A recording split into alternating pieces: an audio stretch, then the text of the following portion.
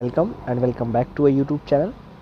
आज की इस वीडियो में हम लोग अपना बीएससी सेकंड सेमेस्टर का सेकंड क्लास करने वाले हैं। आज है डे 2 हमारा बीएससी सेकंड सेमेस्टर केमिस्ट्री का। तो आज की इस वीडियो में हम पढ़ेंगे reducing and non reducing sugars के बारे में, क्या होते हैं, क्यों होते हैं, सब कुछ आज की इस वीडियो में जानेंगे। ठीक है, कल की वीडियो में हमने क्लासिफिकेशन देख लिया था कार्बोहाइड्रेट का। आज की इस वीडियो में हम नॉन रिड्यूसिंग और रिड्यूसिंग शुगर्स के बारे में बात करेंगे। अब देखो, कार्बोहाइड्रेट का ही क्लासिफिकेशन करके रिड्यूसिंग शुगर बनाई गई है और एक बनाई गई है नॉन रिड्यूसिंग शुगर। ठीक है, दो टाइप की आपकी शुगर बनाई गई है। ठीक है, अब यहाँ पर क्या होता है, बेसिक सा इंट्रो ले लो आप। जो रिड्यूसिंग शुगर होती है इनमें आते हैं आपकी मोनोसैकेराइड और आपके डाइसैकेराइड। क्या आते हैं? मोनोसैकेराइड आते हैं और डाइसैकेराइड आते हैं। लेकिन इसका एक एक्सेप्शन होता है कि जो सुक्रोज है, क्या सुक्रोज जो आपका है वो इसका एग्जाम्पल नहीं होता है रिड्यूसिंग शुगर का। ठीक है, वेयरएज अगर हम बात करें नॉन रिड्यूसिंग की, तो नॉन रिड्यूसिंग में आपके सारे पॉलीसैकेराइड आते हैं। क्या आते हैं? पॉलीसैकेराइड आते हैं। ठीक है, पॉलीसैकेराइड आपके किस में आएंगे? नॉन रिड्यूसिंग में आते हैं। जैसे कि आपके नॉन रिड्यूसिंग में पॉलीसैकेराइड क्या हो गया, ये तो आपका स्टार्च हो गया। ठीक है, स्टार्च के बाद आपका सेल्यूलोज हो गया। सेल्यूलोज भी आपका नॉन रिड्यूसिंग है। ठीक है, ग्लाइकोजन हो गया आपका, ये भी आपका नॉन रिड्यूसिंग कहलाता है। ठीक है, अब क्यों ये रिड्यूसिंग और नॉन रिड्यूसिंग कहलाते हैं इसके बारे में हम पढ़ते हैं। ठीक है, चलिए।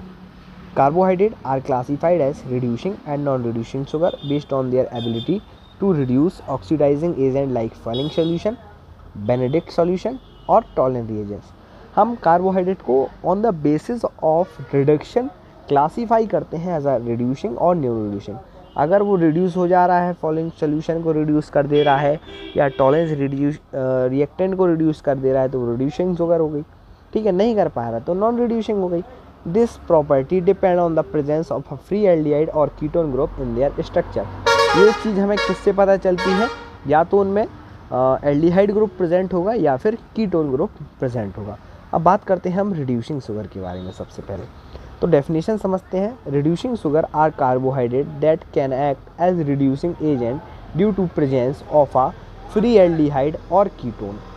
रिड्यूसिंग शुगर वो टाइप के कार्बोहाइड्रेट होते हैं जिनमें एक फ्री एल्डिहाइड या फिर एक कीटोन ग्रुप अटैच होता है। This group can donate electron to oxidizing agent. ये ग्रुप क्या कर सकते हैं? इलेक्ट्रॉन का डोनेशन कर सकते हैं किसी ऑक्सीडाइजेशन एजेंट को। ठीक है, एग्जाम्पल देखो, जैसे कि मैंने पहले ही बताया मोनोसैकेराइड होगा, इसमें ग्लूकोज, फ्रक्टोज, गैलेक्टोज, मैनोज ये हो गया आपका। इस कुछ डाइसैकेराइड भी होंगे जैसे लैक्टोज और माल्टोज। तो ये थी हमारी रिड्यूसिंग शुगर के बारे में। अब हम पढ़ते हैं इसकी कुछ प्रॉपर्टी। जैसे कि पहला है ऑक्सीडेशन के बारे में पढ़ेंगे। ये क्या करते हैं? रिड्यूसिंग शुगर रिड्यूस फेलिंग और Benedict solution producing a red precipitate of cuprous oxide. Reducing sugar जो होती हैं ये फेलिंग सॉल्यूशंस को रिड्यूस कर देती हैं, और जब हम इसकी रिएक्शन कराते हैं टॉलरेंस रिएजेंट के साथ तो एक शाइनी सिल्वर मिलर का फॉर्मेशन होता है, क्योंकि हम due to reduction of silver ion to metallic silver, जब सिल्वर आयन से मेटलिक सिल्वर बनता है तो एक शाइनी सिल्वर कलर का मिरर मौजूद होता है। ठीक है, चलिए। अब यहाँ पर दिया गया है एग्जाम्पल्स के बारे में। एग्जाम्पल क्या हो जाएगा? ग्लूकोज हो जाएगा, ठीक है, फ्रक्टोज हो जाएगा, माल्टोज हो जाएगा।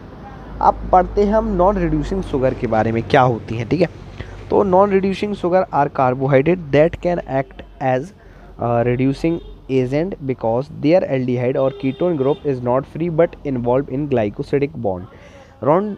नॉन रिड्यूसिंग शुगर वो होती हैं जिनमें एल्डिहाइड और कीटोन ग्रुप फ्री नहीं होते हैं। ठीक है, वो ग्लाइकोसिडिक बॉन्ड में अटैच होते हैं। समझते हैं, जैसे कि डाइसैकेराइड का ही एग्जांपल है सुक्रोज। ये हमारा रिड्यूसिंग नहीं होता है, ये एक्सेप्शन केस है, याद करना है। और पॉलीसैकेराइड जैसे कि स्टार्च हो गया, ग्लाइकोजन हो गया, सेलुलोज हो गया, ये आपके नॉन रिड्यूसिंग शुगर का एग्जाम्पल होते हैं। इसकी PDF आपको हमारे टेलीग्राम चैनल पर मिल जाएगी, जिसकी डिस्क्रिप्शन में आपको लिंक दे दूंगा। ठीक है, कुछ प्रॉपर्टीज़ हैं नॉन रिड्यूसिंग शुगर की, जैसे no reaction with oxidizing agent. ये रिएक्शन नहीं करते हैं, मतलब कि फॉलिंग सॉल्यूशंस को रिड्यूस नहीं कर पाते हैं। कोई भी इनमें कलर चेंज नहीं होता है और कोई भी प्रेसिपिटेट नहीं बनता है। वेयरएज अगर हम बात करें रिड्यूसिंग शुगर में, तो उसको में रेड कलर का PPT यानी प्रेसिपिटेट का फॉर्मेशन हो रहा था।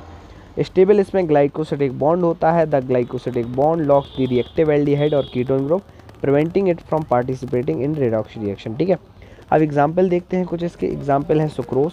ठीक है, ये हमारा एक्सेप्शन केस है, याद रखना। रिड्यूसिंग नहीं होता है, ये नॉन रिड्यूसिंग होता है।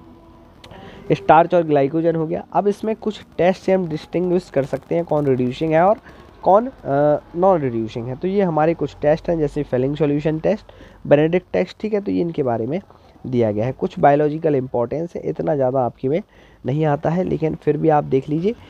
रिड्यूसिंग शुगर का क्या इंपॉर्टेंस है, ये मेटाबॉलिज्म में इम्पॉर्टेंट होती हैं क्योंकि ये ईजिली ऑक्सीडाइज हो सकती हैं और इनसे एनर्जी मिलती है। Blood glucose are reducing sugar is crucial for cellular respiration. Blood में जो ग्लूकोज रहता है वो एक रिड्यूसिंग शुगर है और ये सेलुलर रेस्पिरेशन के लिए इम्पॉर्टेंट है। नॉन रिड्यूसिंग शुगर में अगर आप बात करें, सर्व एज स्टोरेज मॉलिक्यूल, ये स्टोरेज मॉलिक्यूल जैसा सर्व कर सकते हैं। Non reducing nature make them more stable for long term storage. इससे क्या कर सकते हैं हम, लॉन्ग टर्म पर इसको स्टोरेज कर सकते हैं। तो ये थी आज की इस वीडियो में। वीडियो अच्छी लगी तो वीडियो को लाइक कर देना, चैनल को सब्सक्राइब कर लेना।